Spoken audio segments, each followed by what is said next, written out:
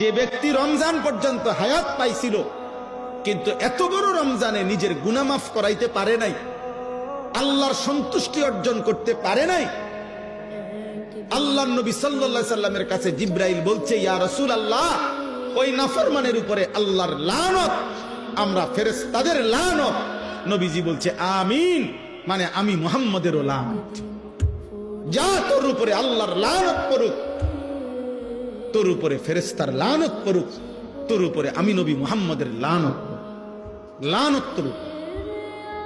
একটা রমজান তবু টেলিভিশন ছাড়তে পারলাম, একটা রমজান তবু মোবাইল ছাড়তে পারলাম না, একটা রমজান তবু বিড়িখানা ছাড়তে পারলাম না, একটা রমজান তবু সুদ খাওয়া ছাড়তে পারলাম না, একটা রমজান তবু কাস্টমারকে ঠকানো, এই বাটপারি 2 নম্বরই ছাড়তে পারলাম না, একটা রমজান তবু কি চুরি চামারি ছাড়তে পারলাম না, একটা রমজান তুমি মহিলা বেহায়া নারী একটা রমজান মাসে পর্যন্ত বেপর্দা বাজারে ঘুরে ছাড়তে পারল না। নাফরমান এত বড় অসভ্য মহিলা হয়, মুসলমান নারী এতটা বেয়াদব কেমনে হয়?